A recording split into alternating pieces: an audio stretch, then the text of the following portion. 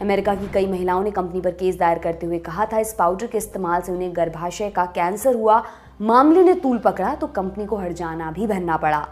Company के खिलाफ करीब 38,000 से अधिक मामले चल रहे हैं। अमेरिकन रेगुलेटर्स ने भी दावा किया था कि उन्हें कंपनी के बेबी पाउडर में कैंसर पैदा करने वाले तत्व मिले हैं। कैंसर की आशंका वाली रिपोर्ट सामने आने के बाद प्रोडक्ट की बिक्री में भी भारी गिरावट दर्ज की गई थी।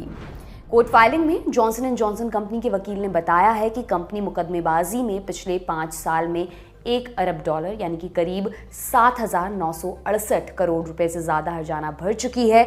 खुद को दिवालिया साबित कर चुकी कंपनी ने बैंक्रप्सी की फाइलिंग के दौरान जानकारी दी कि जॉनसन एंड जॉनसन को सेटलमेंट के मामलों को सुलझाने के लिए अब तक लगभग $3.5 बिलियन यानी कि करीब 28,000 करोड़ रुपए का पेमेंट करने के लिए मजबूर किया गया। अमेरिकी शहर सेंट लुइस में राज्य की कोर्ट के बाहर 2018 की जूरी फैसले ने अंततः जॉनसन एंड जॉनसन को उन 20 महिलाओं को $2.5 अरब यानी कि 20,000 करोड़ रुपए का पेमेंट करने के लिए मजबूर किया, जिन्होंने अपने गर्भाशय के कैंसर के लिए इसके बेबी पाउडर को टारगेट किया था।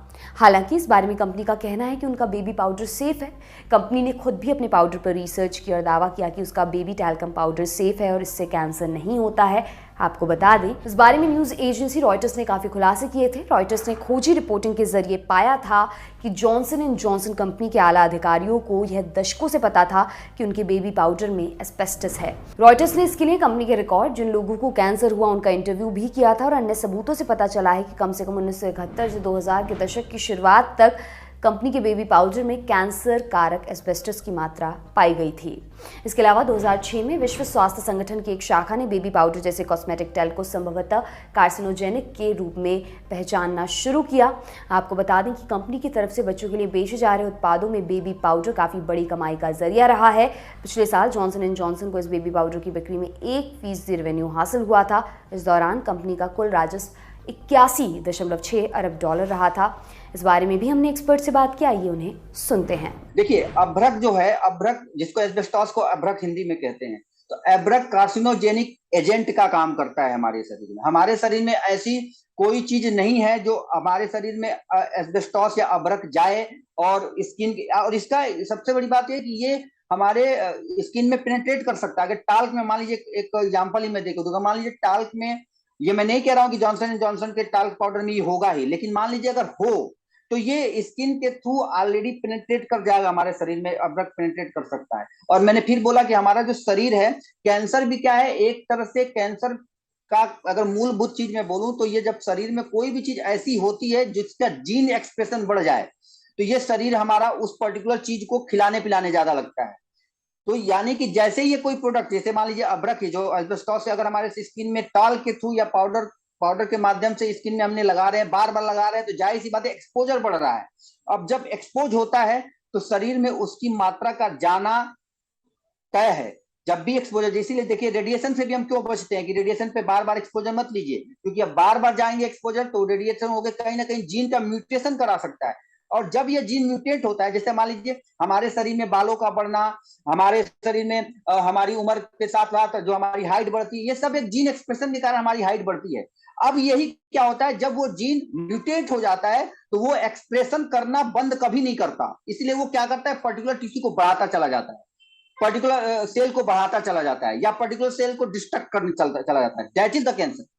कैंसर मतलब ऐसा नहीं, कैंसर कहीं भी बाहर से आई हुई चीज नहीं, हमारे शरीर के अंदर ही जो जीन होते हैं वो उसके अगेंस्ट में या तो वो ओवर रिएक्ट कर जाते हैं या फिर कंप्रेस हो जाते हैं, जिसके कारण हमारे शरीर में बताया जाता है कि डिस्ट्रक्शन का प्रोसेस और रीजनरेशन का प्रोसेस साइमल्टेनियसली चलता रहता है। कोई भी सिस्टम में अगर कुछ ज्यादा हो गया तो हमारे लिए हानिकारक हो सकती है। तो यही मात्रा अभ्रक का भी है, और चाहे किसी भी कार्सिनोजेनिक एजेंट का है, वो क्या करते हैं, हमारे जीन के म्यूटेशन करा देते हैं या फिर एक्सप्रेशन बढ़ा देते हैं, जिसके कारण हमारे शरीर का कोई भी अंग, कोई भी टिश्यू, ये वो ब्लड का भी हो सकता है, वो स्किन का पिगमेंटेशन हो सकता है, इस टाल्क हम स्किन पे अप्लाई करते हैं। तो जाहिर सी बात है कि अगर एस्बेस्टॉस उसमें है तो पहली बार में तो ये भी कोई नहीं कह सकता कि क्या कितनी बार लगाने पे वो अभ्रक की मात्रा हमारे शरीर में चली जाएगी, या एस्बेस्टॉस की मात्रा कितना कम रहेगा तो एक्सप्रेशन नहीं होगा, ये कोई नहीं कह सकता। हो सकता है, क्योंकि सबकी शरीर सबका जो डिफेंस सिस्टम है शरीर का अलग अलग है। हो सकता है कि कोई एक ही बार एक्सपोजर ले तो उसको जीन म्यूटेंट हो जाए या जीन एक्सप्रेशन हो जाए। जैसे हम लोग बोलते हैं कि एक्सरे जैसे आप भी देखे होंगे, जब भी आप एक्सरे मशीन पे जाते होंगे तो बाहर लिखा जाता है कि विकिरण, सावधान रहे, गर्भवती महिला न जाए, बच्चे न जाए, या फिर जिसका एक्सरे होता है उसी को लेके जाया जाता है, बाकी सबको बाहर कर दिया जाता है। क्यों? क्योंकि यू नेवर नो कि जो हो सकता है कि पहला एक्सपोजर या फिर जो सामने वाला प्री डिस्पोजिंग है, जैसे गर्भवती महिला में ज्यादा एक्सपोजर होता है, क्योंकि जो पेट में बच्चा होता है तो रेडिएशन आराम से पेनिट्रेट कर सकती है, वो कहीं ना कहीं जीन म्यूटेशन कुछ हो सकता है तो उसमें कैंसर। उसी तरह सेम चीज अप्लाई होती है किसी भी कार्सिनोजेनिक एजेंट पे।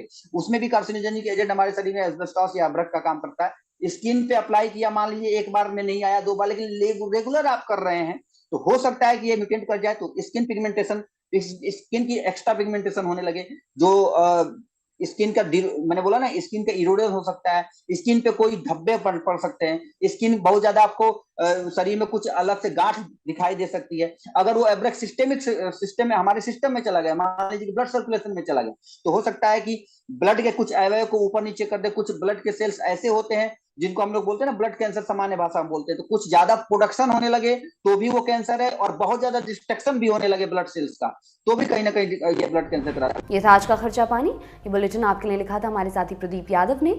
आप इस एपिसोड के बारे में अपनी राय यहाँ कमेंट बॉक्स में ज़रूर दें। अगले एपिसोड तक अपना खूब ख्याल रखें। शुक्रिया।